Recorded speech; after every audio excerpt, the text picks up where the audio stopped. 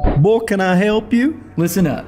I'm bringing you the best content to ever exist in the door-to-door industry, from sales, leadership, recruiting, and personal development. Why would I need that? Because never before have we been able to collaborate with the top experts in their industries, sharing their secrets and techniques on what makes them the best. Wait, who are you? I'm your host, Sam Taggart, creator of the DDD Experts and DDD Con. Is there a place we can sit down? Well, come on in. Vanilla is the fastest way to increase your Google and Facebook reviews through text. With a 98% open rate, Vanilla Reviews is the simplest, cheapest way to interact and engage with customers. Visit us at vanillagood.com for more information. All right, everybody, this is Sam Taggart with Chad Sanderson, and this podcast is going to be awesome. He comes from a different world, and he has 20 years of sales experience, and now works for a company. He's a managing partner of a company called Value Selling, and they help their associates that go around and they basically train and consult companies on how to put together better sales training processes, better sales systems, how to have better conversations in today's world of selling. So welcome to the show, Chad. I appreciate you taking your time out of your busy day to be on here. I mean, it's an honor. Excited to be here. What do they say? Long time listener, first time caller. I've been listening to you for a while. So it's great to be on the show. Thank you for having me on. Appreciate you taking the time. So let's dive into a little bit about you. The thing that got me interested was I cut my teeth and started in Cutco. We actually have a few Cutco people that listen to this, and kind of tell us how you got recruited into direct sales and how that kind of sparked the sales cocaine addict yet to develop into now the sales expert. But kind of tell us that little first story, your first interesting story of, hey, I jumped into this Cutco world. Yeah. And this will be the first place. I mean, I do a lot of these things, but this will be the first place I've actually told this story. So this is an exclusive for your audience. I actually, I was in college. Everybody probably knows the story. I'm trying to figure out how I'm going to pay for college, and I got to find a job that's flexible so I can do my class load and stuff. And I actually was the editor for the campus paper, and I'd written something. I honestly, to this day, don't even remember what it was, but somebody who was recruiting for Cutco read it and said, you know what, your perspective lends itself to sales. You should come sit through one of our little seminars. And I was like, okay, what the hell? They're going to have, I think they were having free food. I was a college student. I was starving. Right? Props to the recruiter in that setting. I mean, just to be that aware and open his mouth, what I mean? There's a lesson right there in and of itself. But absolutely. And so I go in and there, anybody who's seen it, I mean, I personally own Cutco knives because they're amazing. But at the time, I didn't know what the hell it was. And there was something that the trainer said that kind of flipped the switch for me, which was, he asked, hey, how many of you think $100 is a lot of money in here? And we're all college students, so we're all raising our hands. Maybe in the back of our heads, we thought maybe he's going to hand somebody $100, but everybody's got their hands up. And he says, okay, well, $100 is not the same to the people we want you to sell to. $100 to the people you're about to go talk to is more like $10 to you. So that subtle shift of, hey, I'm not, it's not as big of an investment because I'm not looking at it from their perspective. That started to lay the groundwork for me for what has become an extremely, I'm extremely grateful for and successful sales career. It was that shift to understand that other person's perspective, and then the grind, right? Anybody who's sold Cutco door to door, or now it's at farmers markets and wherever, it's a grind. I mean, how many times do you have to go through that stuff? But stopping long enough. Pennies have you cut? Yeah, right. Here's a penny. Watch what I can do with these scissors. Exactly. Right. And so it was a great lesson that served me very well and became the foundation for kind of how I've ended up where I'm at. That is awesome. So then fast forward, what's some of the funnest things you've sold or favorite items you've sold? Where have you kind of gotten the most joy in your sales path? Oh, that is a great question. So it's interesting. I would say I've sold everything from product, physical product to software product to SaaS to consulting services. So I would say the one that was the most interesting to me was actually selling 3D geometric modeling libraries for software. So I know, let that sink in. It sounds extreme. Yeah, I know. I was like, hold on. So modeling software. So meaning you model like a car or like a basketball hoop? Absolutely. Any manufactured surface. So inside of the software packages that do that people would have heard of come from SolidWorks or Autodesk, companies like that. Oh, they don't just carve it out of clay anymore? And inside that software, inside Autodesk software, inside Dassault Systems software, CATIA, whatever, there is a 3D geometric modeling engine that allows that software to operate and understand three-dimensional space. Wow. It contains all the math necessary to make sure a surface is truly manufacturable rather than just something that can't be done in a machining environment. And so that product had no user interface. I am not a math guy at all, not even remotely. But you're a sales guy, yeah. Understanding, I can do percentages and commission. You get somebody. Okay, this is if you get somebody that's like super amped about 3D modeling software, he's probably not the sales guy you want. Exactly. Because it's not about nobody wakes up in the morning and says, "Hey, I want a 3D geometric modeling engine today." No, what they do is say, "Hey, I have the new wireless charging stand for a Pixel or an iPhone that I need to get manufactured. I need to get the CAD model over to. I need the surface to be continuous. I need it to meet all the criteria, tolerances." That's what they're thinking about. They're not thinking about the underlying math. But if that underlying math isn't there, they're not getting their jobs done. So they're thinking about the outcomes. So that was a great challenge for me to find ways to take that product, which was typically embedded in software, and I actually was able to sell it into manufacturing environments. So companies that were at the time doing two degree or two dimensional machining, say water jet cutting on a piece of titanium, to then embed this in their hardware so that they could then cut in 3 dimensions, right? And it opens up a whole new business opportunity. So that was awesome. I had a great deal of fun doing that. And then the last 10 years was all about building digital ecosystems. So everything from eBay's first mobile app, we sold that deal, to Halo's third screen experience. We developed that, to working with the Minnesota Vikings on fan experience. So that was fun because those challenges were never ending. And it was always about how do you merge the physical and the digital to drive an experience that is going to provide value to someone you're never going to speak with. That is awesome. Some of these guys probably listening to this are like, "Man, I'm just still selling Cutco." So, I'm not saying Cutco. I have buddies that make a killing in Cutco, and it's a great product. But it's kind of like your journey of sales took you on an interesting path, which I think a lot of people stop. They don't ever take time to stop and think, like, by building this art and this skill set. It's so transferable because I bet you, and correct me if I'm wrong, you probably use some of the same skill sets that you learned in Cutco's training program later on in some of these other sales jobs. And absolutely. Absolutely. I mean, the sales skill set, and it's funny because everybody talks about, AI is going to wipe out the sales professional, blah, blah. It's actually, I don't know that I necessarily agree. It'll change it. What I'm seeing though, is it makes our ability to consistently relate to another human being extremely valuable. Now this goes, we're not talking schmarmy, slimy car salesman type stuff, but genuine curiosity, genuine connection, genuinely wanting to understand another person's, what is your view of the problem? I don't want to tell you what it is. Tell you, like you work in this company a hell of a lot longer than I did. I've done some research. So talk to me. Let's have a conversation because I've got some expertise. You've got some expertise. Let's put that together to achieve some outcomes that alone neither one of us would be able to touch. I love that. Authentic connection, that authentic communication is becoming more valuable today. And it is something that no one, I have not seen anywhere where people are explicitly getting trained on how to do that in a consistent manner. Yeah, no, and that's kind of what I want to dive into today is on this podcast. If you're listening, like really where we want to take this is simply how to have more effective conversations in today's selling world and how to really connect on a different way. I think that through technology and being able to hop on your phone real quick, like how many times are you buying something and you're like, right before you're sitting there in front of the sales guy and you're like, hold on 2 seconds. And you Google it just to make sure that you're getting it.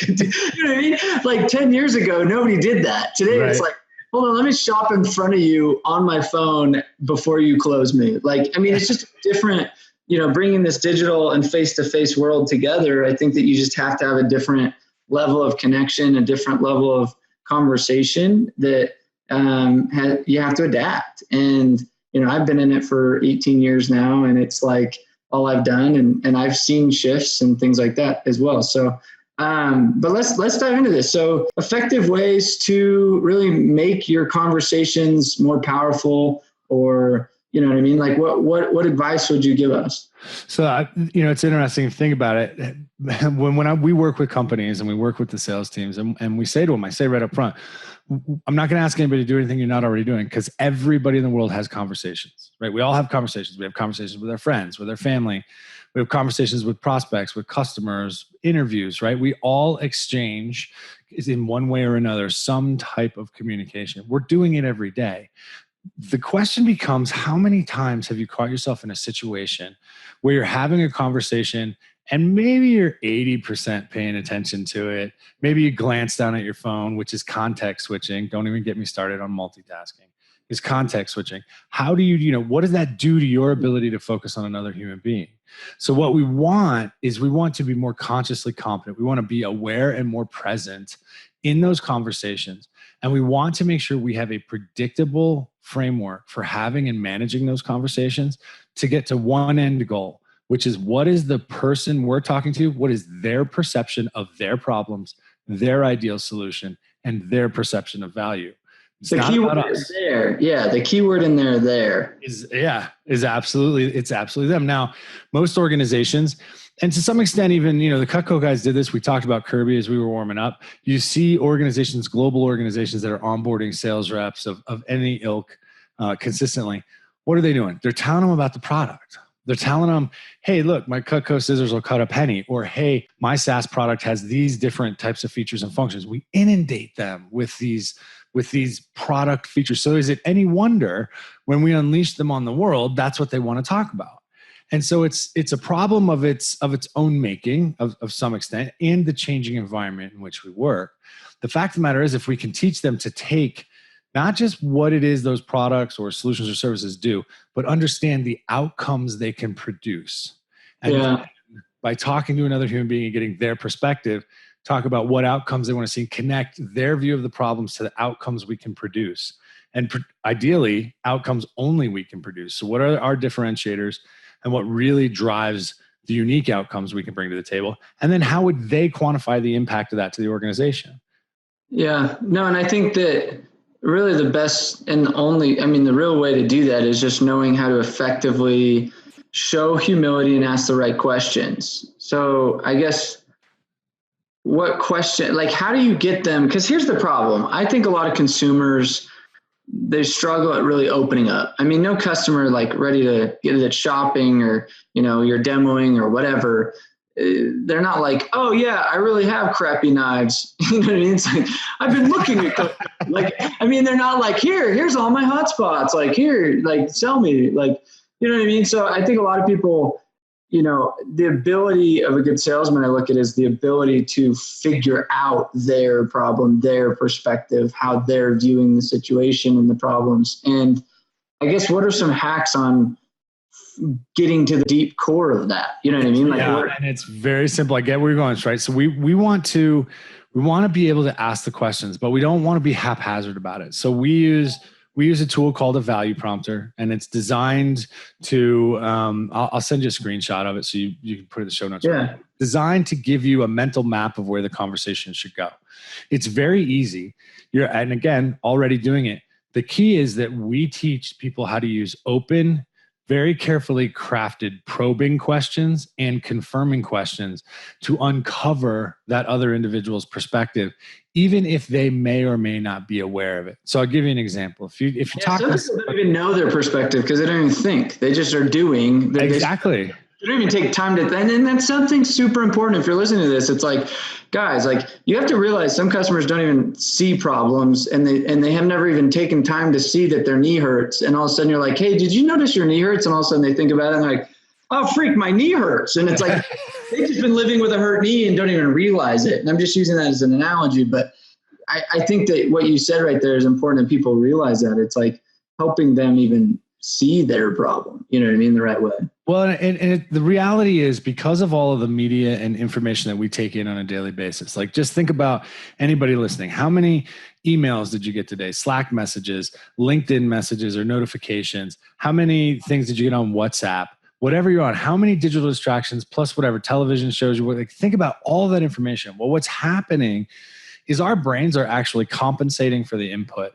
And there's an exercise we do in class that helps people understand that sometimes they're not even aware. Even when I ask them to be aware, they're not aware of how their brain is compensating with the data surge. So we have to be truly, truly aware of what we're doing. Now, if we have to work that hard to focus, I guarantee the people you're talking to have to work twice as hard because they're not even going to be aware that they have a challenge.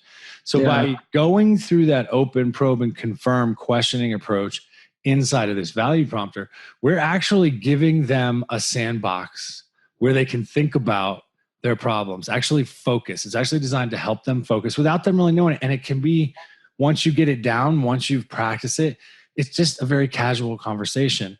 But we stay on point. We stay on purpose. We stay focused on managing the conversation through asking those questions, providing insights and challenging their thinking with questions rather than statements in order to uncover and help them uncover what are the problems they're trying to solve and what do they ideally want in a solution and how will they quantify the impact to the business and to themselves. I love this. I love where you're going with this. And for those that are listening, I'll put a link to his website or the image of this whole value prompter just so you guys can download it or see it. But I guess would you be open to almost just role playing together and just being like, hey, here's an example of what this could look like in a very simple format. You know what I mean? You kind of have this open question, probe question, confirming question. You know, let's just say, let's use Cutco knives just because we're on that thread. So we can do it with Cutco, or we could do it with D2D. We can do it with D2D or whatever. Yeah, let's do it. Hey, let's do it with the D2D Con ticket. Come to D2D Con in January, and you're selling me. I am the hesitant. I don't know if I should go to this event. You know, kind of walk me through this framework. Okay, so it really is this simple, and you know, there'll be some pleasantries and some just, you know, as you're walking to the table for the meeting or you first get on the call, right? All that stuff. So you get to a point though where you're just like, so Sam, just do me a favor.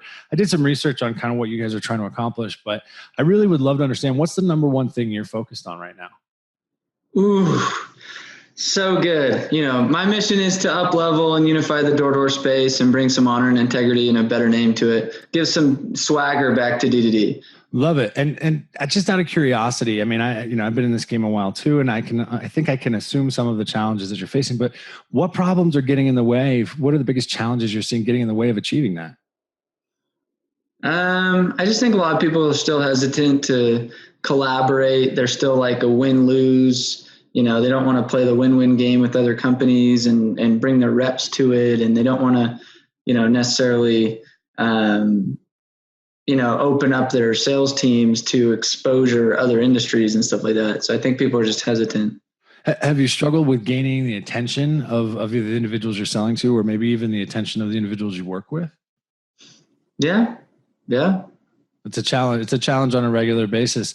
Any other challenges that you might be having along those lines, getting into the accounts that you want to, or things that might be keeping you from fulfilling that mission? Well, I just think like people really taking the time to invest in themselves and grow and develop, and, you know, they're just kind of are sawing. They don't ever take the time to sharpen the saw. I love that. Okay. So as you think about how you're going to solve this problem, you know, address these problems of getting people's attention and fulfilling that mission, obviously you want to see if there are ways that you can get people to, focus on themselves, their self-improvement. What other elements do you think of when you think of an ideal solution that's going to allow you to solve those problems associated with gaining the attention and the respect and the focus from other individuals to fulfill your mission? What other elements would be, important to you in an ideal solution? Okay, I want to pause here. That question I thought was very crafty. Describe why. Okay, no, but think about it. And I don't think anybody would have captured that, right?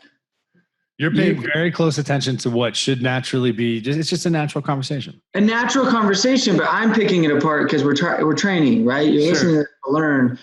What did you do intentionally in that question that I think a lot of people wouldn't have picked up on? So what I did was I intentionally asked you, what do you believe the solution should entail to solve the problems you just told me that exist and are keeping you from achieving your mission?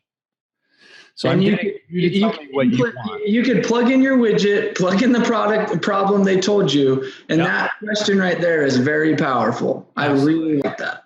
Absolutely. Okay, keep going. Sorry. No, I mean, and then let's just say you said, let's just say you wanted something that was, multi-platform that they could access online, that allowed them to talk to teams. So then when we get to the end of that kind of that solution discussion, I'd say, so Sam, I just want to make sure I'm following here. So help me make sure I'm not missing anything. What you're telling me you're looking for is a solution that has multiple touch points that can be accessed online, that allows them to have access to coaches and expertise such as yourself. And you believe those elements are going to help you capture the attention of the individuals, help you get the focus of those customers, solve those problems that we had talked about, and really ultimately fulfill that mission that you had stated. Do I have it about right? Yeah. And so right there, that's what we call, in our parlance, that's what we call a differentiated vision match. Meaning I asked you probing questions around your problems that I know I can uniquely solve. And then by asking you probing solution questions, got you to admit that you definitely wanted the things that would solve that unique problem in your solution. Yes. I didn't sell you anything. Okay, so slow, and those that aren't catching this, go rewind this and just listen. Like you probably are a novice sales rep. That's okay. That's why we're learning. That's why we're here. Those that really paid attention to the question, the train that he took me on, like mind wizardry, we're learning right here. Just so you guys know. So we're teaching mind wizardry. That should be topic of podcast. Mind wizardry training. So step one, again, kind of the type of question is what? So we want to start with an open-ended question that uncovers the number one thing you're focused on right now. Their focus, their mission, what's their goal? Like, what do they want to get? Right. We call that a business issue. And ideally, we want the answer. It may take a little bit of time, but we want the answer to be time-bound, meaning you want to accomplish that mission by the end of 2020. And we want it to be quantifiable, meaning you want to have, I'm just making this up, but you may want to have touched 150,000 sales reps by the end of 2020. So if I could get you by asking, hey, what's the number one thing you're focused on? And then you gave me that mission. I said, do you have a timeline in mind that you're trying to, achieve that? So I'd ask you a couple more questions to get that time bound and quantifiable. We call that a business issue. Then I'm just going to simply ask you, what problems are keeping you from getting there? What problems do you see? You're going to give me a list of problems. Then I'm going to ask you some probing questions. Probing questions will sound like, do you find it difficult to?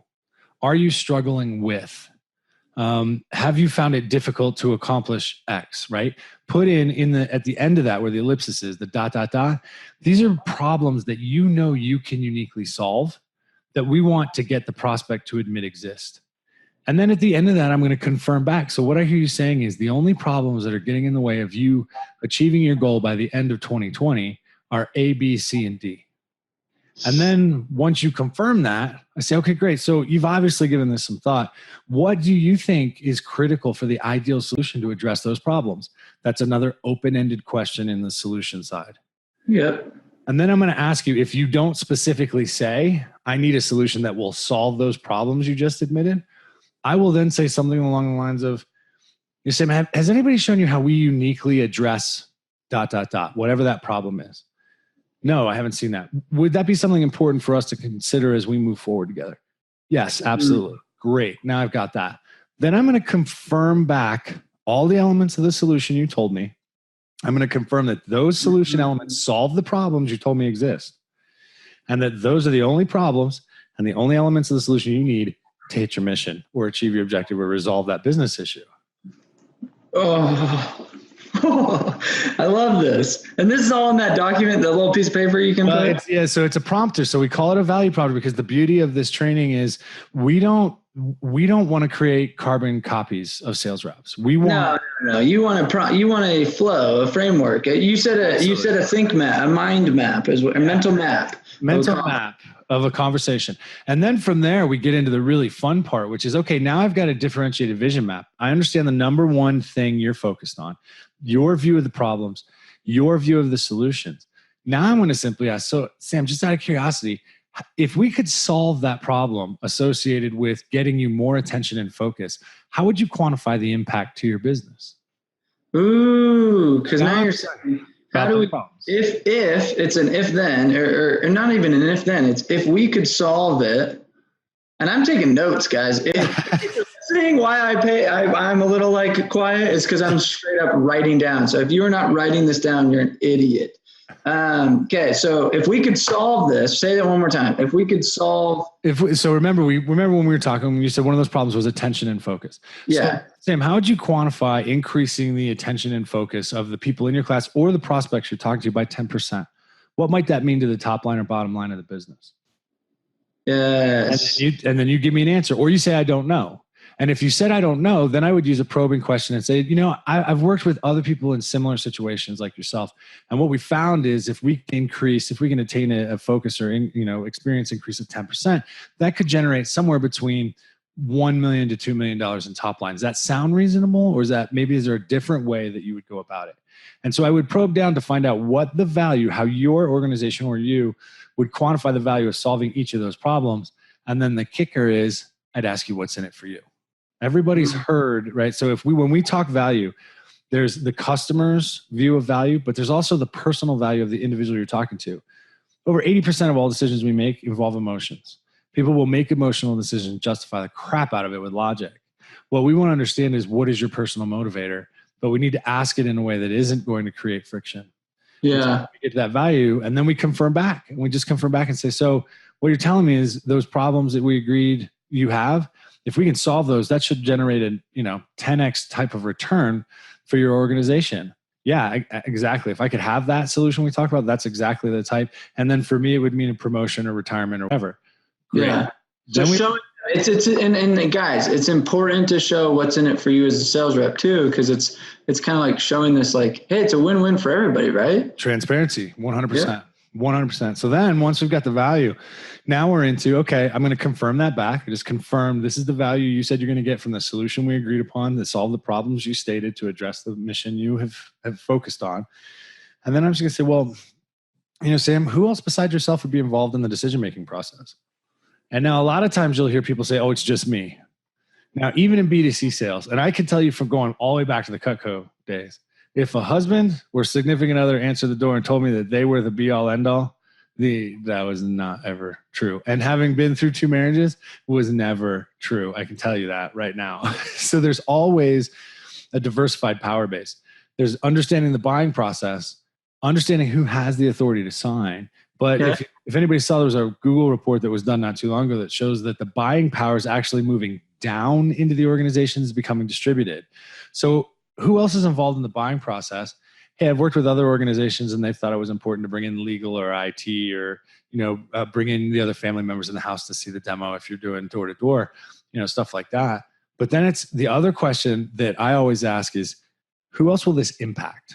Who else will this decision impact? And more importantly, who could veto this? Who could kill this deal? Besides you. So now I'm trying to figure out the buying process, right? And then I confirm back once they tell me, hey, here are the people that are involved. They say, okay, so we need Sam and we need Larry and Mo and Curly. These are the people that we need. That's everybody that'll be impacted or involved in the decision. Great. Then I ask them, what are the next steps you believe are necessary for us to take? See what they tell me. I know where I need to go, but I want them to tell me. I want their perspective of the journey they want to go on. And then I'll use my probing questions again to say, well, I think it'd be a really good idea if we set up, 20 minutes to talk to your wife or talk to your boss or talk to another colleague because they're going to be impacted by it. And then what we do is we focus on not the date we're going to sign a contract, not the date we're going to implement anything, not the day you get your knives. I want to make sure I'm focusing on 6 weeks after you get whatever it is. I want to make sure we have time to talk so I can ensure you're realizing the value that convinced you to buy in the first place. You're already assuming it's assume the sale. It's like, of course you're going to do it. Let's focus on 6 weeks after you've done it. Yep. Let's focus on the time you're going to realize the value that convinced you to buy in the first place. I love that. Love that. Nugget. Okay. I mean, geez, I kind of want to just keep eating this up, but for time's sake, I try to keep them around 30 minutes or so. But any other things you'd want to put or give or talk about on this whole sales map that you just kind of orchestrated? So it is a very simple tool, right? If you think of all of and look, I'm 100% transparent. There is 100 people out there that will tell you that they have frameworks or methodologies or processes for sales. And there are good things in all of them, right? I've been through most of them. I wouldn't knock anybody. What I will tell you as a 100% commission sales rep that lives and breathes this and has for years, the reason I keep coming back to this framework is because it's simple. Now, because it's simple doesn't necessarily mean it's easy to master, because it requires us to control ourselves. Inside of this framework, we are the best asset and worst enemy we have, because we're trained to talk. We're trained to extol the virtues of the things that we have, not to shut up and listen. Which is what you're opposite of what you're doing. I mean, in this, it's all question. It's not much talking. I like to say that it's typically 3 questions for every statement. Yeah. That's kind of the average that I'm looking for. And then you can structure those questions to provide insight without creating friction. We like to say that statements create conflict and questions uncover solutions. And so we want to make sure that we're not just peppering them with questions. We are providing some insight, but we can also do that as a setup for a question. So it is a very simple framework. But mastery of it requires mastery of self, first and foremost, understanding the framework, and then consistently remaining consciously competent and aware when you're having the conversations. Love it. And I think the more we can get dialed with this, and it just becomes like, you guys noticed when he did the role play, it was second nature for him. It wasn't kind of like, what question? Okay. It's because it's been ingrained. Like it was like, I know I need to now come up with another probing question because he didn't give me what I wanted, or I know I need to confirm with him so I can solidify and make him more gridlock or cemented in his position and make sure that that's the right position. And the psychology of what he's been teaching people is it doesn't get better than that. I mean, it's super good. Anyway, so I kind of like to wrap up. For time's sake, I gotta wrap up. Chad, this has been phenomenal, and I hope you make it out to our event in January, DDDCon. It's here in Salt Lake City. Where are you coming from? Where are you at? I'm in Denver. I'm going there tomorrow morning. I'll see you. Nice. Yeah. I'm on the road all the time. So I will, I have one last question I ask everybody to kind of wrap these up, but what advice would you give our industry, the direct sales or D2D, if you could give one piece of advice in a nutshell, like in a little condensed advice, what would it be? So I'll give you 3 in 1 because I believe they are all absolutely critical. I believe in order to be successful today in sales, you have to be authentic. You can't pretend to be something you're not. You have to be transparent, but you also have to do the work. Sales is a discipline. Yeah. And just showing up, we used to call it show up and throw up, right? Just showing up and wing it doesn't work anymore. So it never worked before, quite frankly. Today, it actually can have an adverse effect and impact your personal brand and your relationships and your network. So if you can be authentic, transparent, and professional, polished, and focused, right? Do the work, do the grind, and don't slough it off. Like there are days that, I still, after having been trained in this framework 17 years ago, having carried a bag, having run teams, I still get on the phone with one of my coworkers to role play and simulate a call before I get on that call. If it's a big enough deal, if I'm far enough in, I want to go through it. I want them to pressure test the approach. What am I missing? Because when I get on the call, if I've done that, then I'm much better to handle wherever that call could go, because everybody's got a strategy till you get punched in the face. And the minute a sales call starts, that's the first punch. But I have 2 sales calls today, by the way. I'm like fired up to go use this, by the way. I'm like rethinking my way, like myself. But yes, we're doing it. Anyway, so they don't even know what's about to hit them. Just throwing that out there. This was, this will be published after I close both of them. So I will let you know how this goes. I love it. Anyway, no, that's great advice. Honestly, I think I love sales is a discipline. And I think that is something that people forget. And I think simply by you having over 20 years of experience in this, it's like people think that you're like, you trained for 2 years, you read the Brian Tracy book, and then you're like, yeah, I've got it. It's like, no, you continue to master it. You continue to, focus on the little minute things that make you successful. Because just like any playing a violin, playing the piano, whatever it is, it's a craft and art you need to continue to master. So I appreciate you being on here, man. This has been fun. I mean, I hope to get to know you more and collaborate on some stuff, yeah. Appreciate you on the show. Been my pleasure. Absolute pleasure. Okay. Thanks, brother. Appreciate you. Cheers.